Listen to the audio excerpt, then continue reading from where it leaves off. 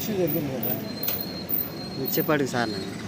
Sir ఇప్పుడు ప్రచారం సగంలో ఉండగా ఇప్పుడు వచ్చి అభయ్ చౌదరి గారి ప్రచారంలో మీకు ప్రచారానికి సంబంధించిన పూర్తి స్థాయిలో మీకు అనుమతులు లేవనే ఉద్దేశంతో పెద్దవేగి సెంటర్లో మీరు ఆపడం జరిగింది. దానిపైన అభయ్ చౌదరి వారి యొక్క అనుచర గణాలు వీళ్ళందరూ కలిసి మిమ్మల్ని ఇక్కడ నిలువరించి ధర్నాకు సైతం దిగారు. దీని మీద మీ అభిప్రాయం, అసలు అభయ్ చౌదరికి పూర్తి స్థాయిలో అనుమతులు ఉన్నాయా లేదా, దాని మీద మీ అభిప్రాయం? పెదవేగి మండలంలో ప్రచారం చేస్తున్న ఎమ్మెల్యే గారి అభయ్ చౌదరి గారికి అంటే ఎంతవరకు పర్మిషన్స్ ఉన్నాయి. మాకు వచ్చినటువంటి ఎస్పీ గారి దగ్గర నుండి పెదవేగి ఎస్ఐ గారి దగ్గర నుండి ఇన్ఫర్మేషన్ ప్రకారం ఏంటంటే ఈ డీజే దానికి పర్మిషన్ లేదు అని చెప్పారు. డీజే దానికి లేని పక్షంలో మేము దాన్ని పేపర్స్, ఎందుకంటే ఎంసీసీలో భాగంగా ఏ ఒక్క ప్రచార రథాన్నైనా ఆపి ఎఫ్ఎస్టీ ఫ్లయింగ్ స్క్వాడ్ టీమ్కి పర్మిషన్ అడిగేటువంటి పవర్ ఉంది, నైతిక బాధ్యత ఉంది.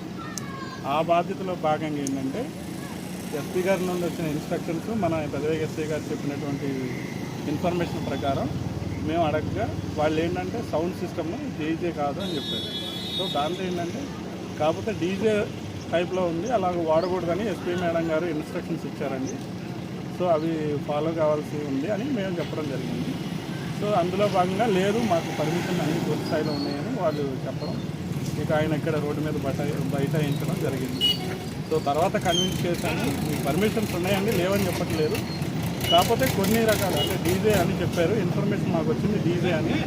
సో దాని గురించి మేము పర్మిషన్ అడిగామండి, అంతేగాని ఆయన యొక్క ర్యాలీని ఆపడం కానీ ఇది కానీ ఏమీ లేదు.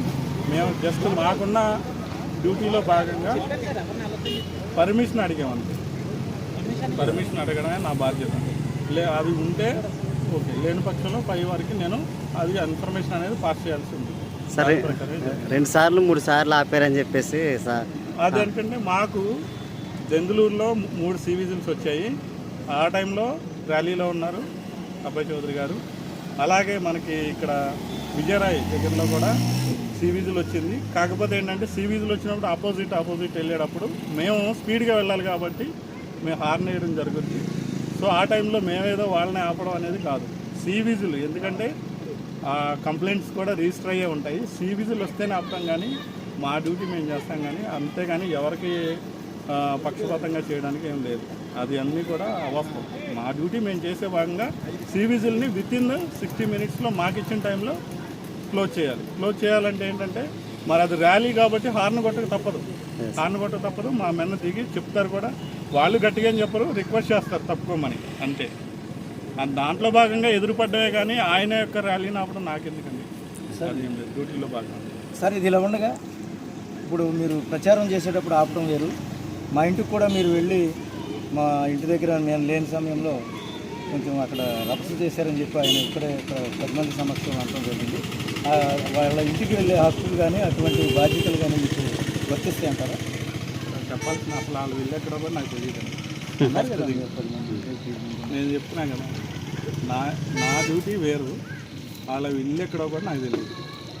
ఎప్పుడు కూడా మేము, ఎందుకంటే ఎవ్రీథింగ్ సీసీ కెమెరాలో రికార్డ్ అయ్యింది, ఆర్ఓ ఆఫీస్లో ఉంటుంది సీడీ, వెళ్ళి చూసుకోండి. ఎందుకంటే మేము అది ఆఫీసేది కాదు, లైవ్ రికార్డింగ్ జరుగుతూనే ఉంటుంది. అసలు వాళ్ళ ఇల్లు ఎక్కడో కూడా నాకు తెలియదు. Thank you sir.